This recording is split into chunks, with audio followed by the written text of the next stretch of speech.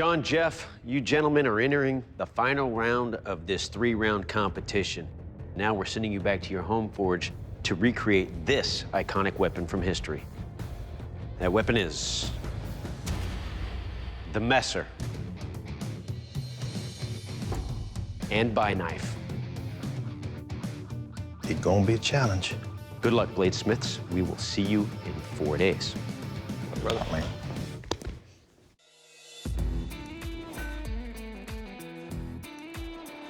So I'm back at my home forge, and I'm really excited about that. But I get 4 days to make 2 blades, and that's insane. I don't have time to do one at a time. This is gonna be 2 irons in the fire and swapping them in and out. You know, I'd much rather be able to concentrate on one thing, but this is forged in fire, baby. Got the blades all forged out. One of the parameters for the sword is that it has to have a fuller.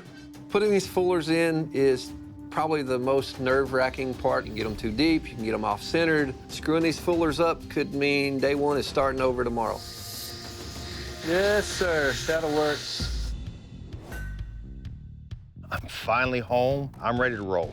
Check it once, check it twice, check it 10 times. Today, I want to start with my by knife, so I know how much time I have to work with to make that long messer. Blade's got to be between here and here. This homie don't mess up his links. I've managed to forge out the by knife. Things are going a lot quicker than I ever expected they would be. I'm liking it. So I'm gonna start attacking the long messer.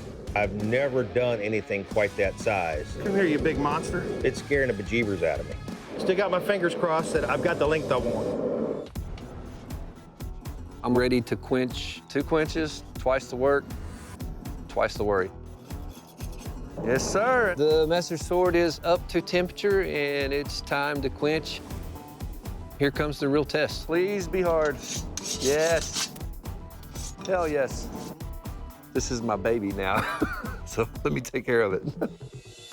Today, I need to get the messer heat treated. If it cracks, I don't know that I'm gonna have enough time to make another one. Last 18 hours of busting my butt comes up to this. Right now, the only plan B I can think of is cry.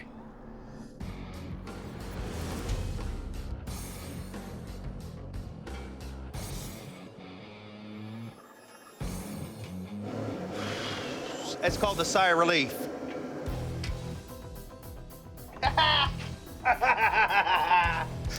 This son of a gun is straight. No, that worked great.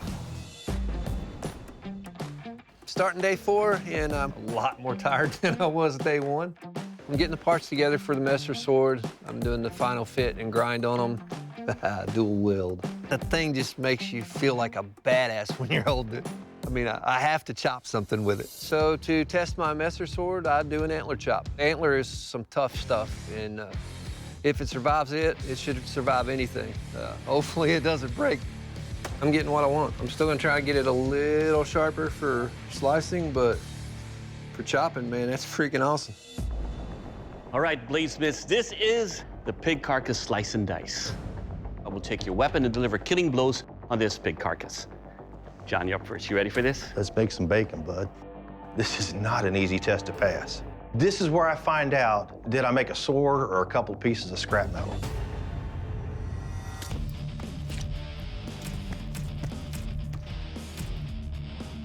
Oh, yeah.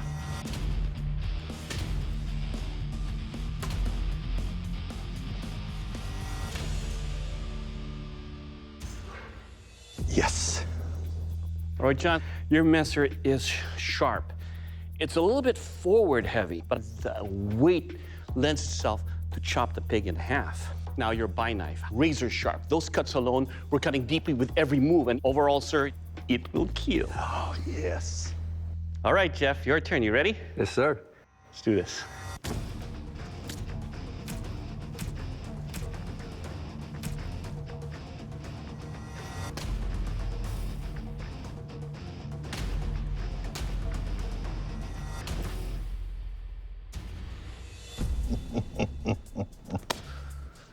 All right, Jeff, your messer.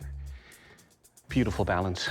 It's not forward heavy. It actually is something I can wield forward, same balance on the recovery when I'm pulling back to cut. Now, your by knife. The edge is razor sharp with every cut and stab that it does. Overall, sir, your weapons, they will kill. Thanks, sir. All right, gentlemen, now to test the strength and durability of your blades, I'll be chopping into our log here. Now remember, this is not about what your messers are going to do to that log, but what that log might do to your messers. And then I'm going to take your buy knives, and we're going to do a tip test by driving that tip of your blade into that log. All right, John, you're up. You ready? Do your worst. Okay.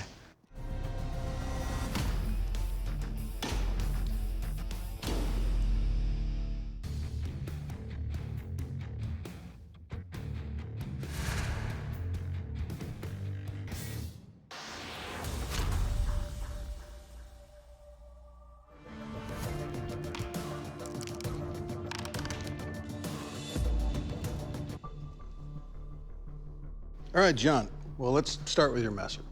Your edge, still sharp. Blade still straight, true. Your blade's got a lot of weight to it. Your handle is a little confusing when you're swinging this. Having that bead right there, my hand kind of wants to go all the way up to the guard, and having this, the well further back, sort of pushes my hand a little bit back behind where I'd like it to be. As far as your buy knife goes, not a mark on it. Really well done. Thank you, sir. All right, Jeff, your turn. You ready? Yes, sir. Okay.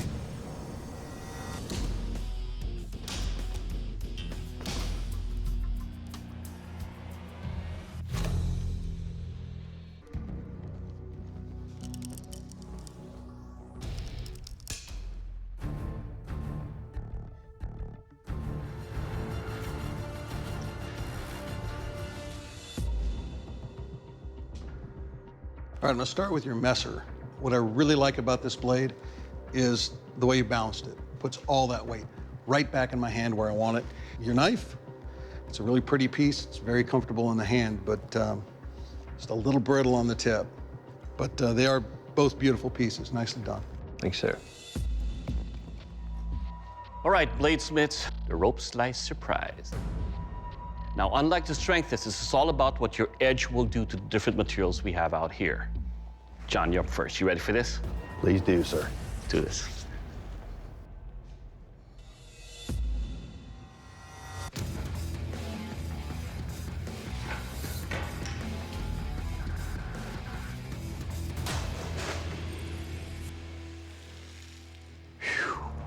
All right, John, we're in the first cut with your buy knife. It's a light knife. It didn't cut all the way through. It started to unravel, and of course, your messer finished that off. On these tubes, this cut cleanly all the way through. Your weapon, sir, will cut. Thank you. All right, Jeff, it's your turn. Are you ready, sir? Yes, sir.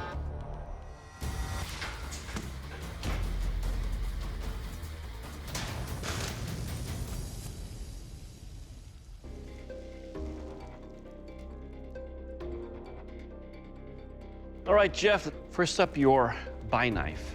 Despite the fact that just the tip broke off, the edge is razor sharp. With one cut, it cut cleanly through the rope. Your messer, once again, the balance just feels so good in the hand. It's such an easy weapon to wield and slice. Overall, sir, your weapons will cut. Thank you, sir. They're going to be judging both of these weapons, not just one. The knife broke, but the sword performed above and beyond. It's anybody's game, I think. Bladesmiths, the judge's deliberation is complete. They've made their final decision. Our new Forged in Fire champion is Jeff. Congratulations. You're the new Forged in Fire champion. John, unfortunately, your blades did not make the cut. John, while Jeff's buy knife's tip broke on the strength test, it outperformed yours on the sharpness test. The combination of the balance, the forward weight, and your handle design, well, that's the reason we're sending you home. John, please surrender your blades. Somebody has to win, and I wish it could have been me, but I honestly feel the judges made the right decision. Jeff's messer was a work of art, and he deserved to win. What I loved about this is that it stretched me far beyond what I thought I could do, and I did it. Jeff, congratulations. You're the new Forged in Fire champion, and that's the title that comes with a check for $10,000. How do you feel right now? Validated? Sir, please present your blades to the judges? I'm happy. I can't even describe my emotions right now. Forged and Fire champion, baby, bringing it back to Kentucky. Hell yeah. Yes.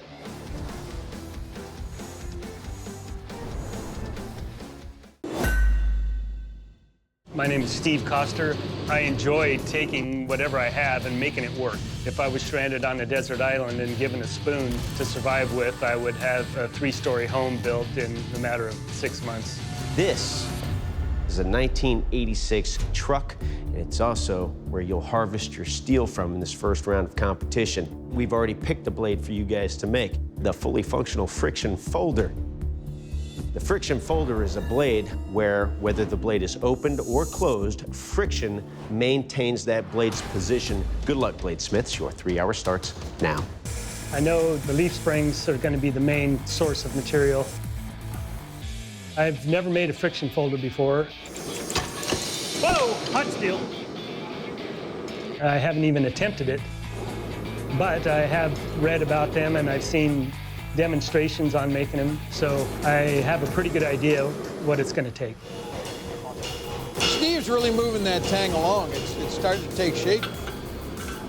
I decided to forge out a little pad on the end of the tang. The concept is to hollow out a little pocket where that tab would fit in the pocket, come down and stop the tang from going any farther into the handle.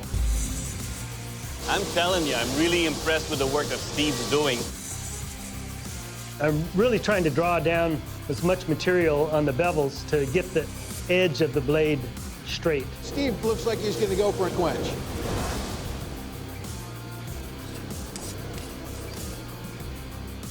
I don't have any warps. I'm pretty happy with things the way they turned out. 3, 2, 1. Bladesmiths, shut down your machines, drop your tools. This first round of friction folder competition is over. All right, Steve, you may present your blade.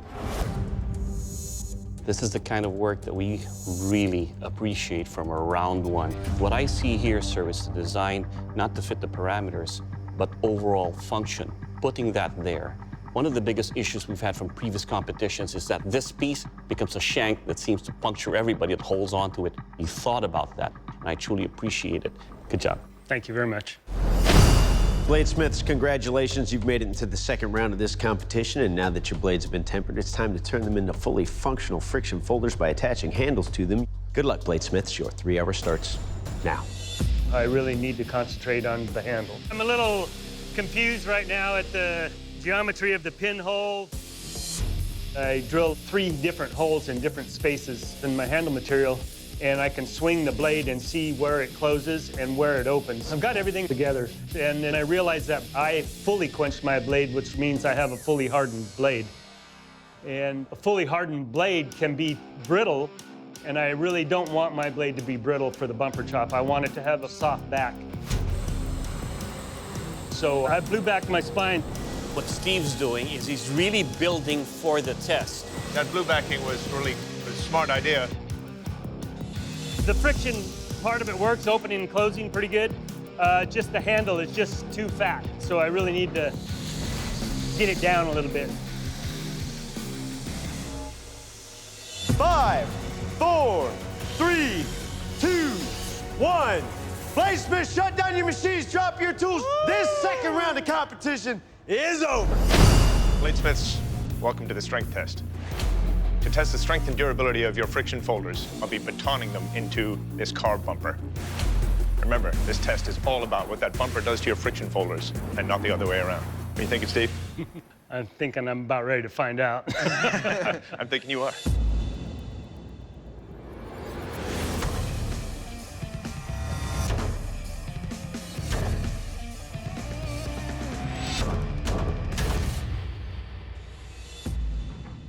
Well, Steve, your edge took some roll from the bumper, mostly at the point here.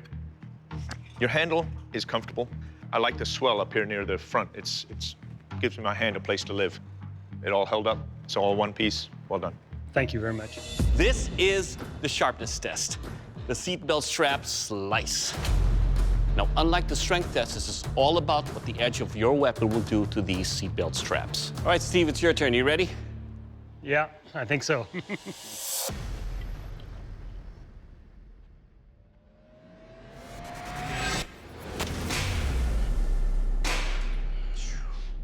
There you go. You contour this enough to where I can wrap my hand around so I get a good grip. With that grip, it allows easier to index and slash with it. Your edge cut easily through all the seatbelt straps. It is sharp and it will cut. Thank you. Good job. John, Steve, congratulations. You've made it into the final round of this competition. Now we're sending you back to your home forges to recreate an iconic weapon from history. That weapon is the Javanese Kris. Pretty excited to be doing the Javanese Kris. The Kris normally has a pretty coarse pattern to it. Okay, here we go. So I'm gonna do a pattern welded blade. Right now I'm starting to forge the billet into a nice taper. Come on, baby. I need to spread this out a little more and then I'll start forge the curves into it. I ended up just forging them with a hammer over the horn on the anvil. And I really don't want to grind it to the blade. Yeah, I think forging it by hand is the way to go. The whole purpose of forging is to try to forge as close to shape as you can. It saves time later on when I go to the grinder. But I have to be careful to not bend it too much. Blade's been tempering overnight. Oh, baby, look at that. That's exactly what I was looking for. Now I just got to start on the handle. I'm choosing Koa because I'm kind of obsessed with it.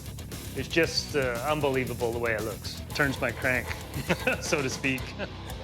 Before I do a final assembly, I'm gonna keep sanding until I get it looking to where I want. Then all I have to do is a little bit of epoxy, pin it, boom, it's done. That's what it's gonna look like. The blade is finished, the handle's on, but the Java Kris is very symbolic. It has little meanings hidden all over it. And what I need to do is set this in there with the hole. So I'm gonna add 6 garnet stones around that collar, and they symbolize health. Yeah, I think it's happening. And the handle is a striped hardwood, and that is a symbol of a Javanese tiger I like.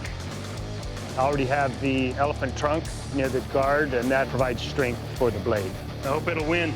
Steve, welcome back to the forge. Tell us about your blade. It's all forged, 25 layers, 1084, 15N20. I used Koa wood on the handle to symbolize the Javanese tiger. I think it turned out pretty good. Your weapons will now be put through a series of 3 tests, a kill test, a sharpness test, and a strength test. Up first, the kill test. Doug? All right, bladesmiths, this is the kill test.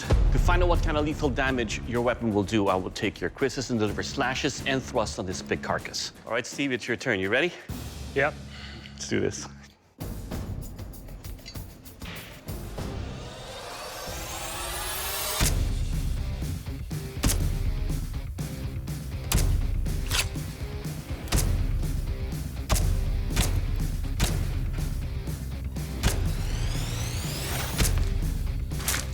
Ooh.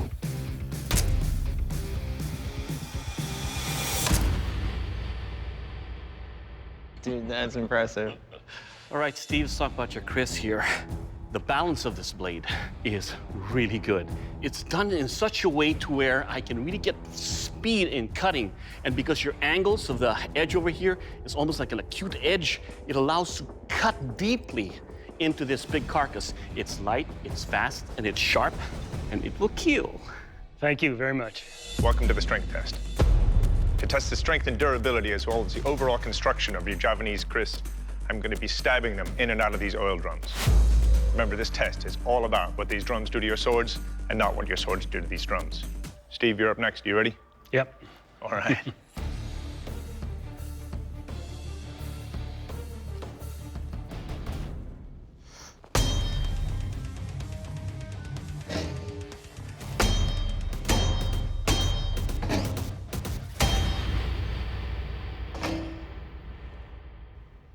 Well, Steve, I love the shape and the design of your Kris. It's very classic. I don't see any damage, even though it's stabbed quite deeply into the drum, is still razor sharp. Well done. Thank you. It's time for the sharpness test. I'll be attacking these bags with stabs and slashes. And unlike the strength test, this is all about what your blades do to those targets. Steve, you're up. You ready? Yeah.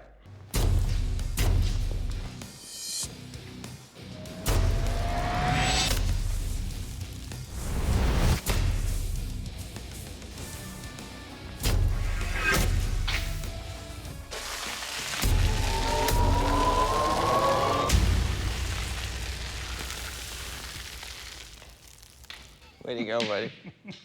All right, Steve. Design-wise, your blade, I really like it. Your handle, I like that. I know that's not going anywhere. It's easy to index. As far as the cuts go, I think they speak for themselves. They're all clean, straight through. Really good job, Steve. Thank you very much. You bet. Appreciate it. Steve, congratulations. You are the new Forged and Fire champion, and that's a title that comes with a check for $10,000. Good job. Great, thank you. I won, yeah. I don't know what to say. I'm glad it happened. You know, the cutting just tells the story. John did really a good job. I think my blade just cut a little better than his. My name's Steve Coster, and I am the winner of Forged and Fire.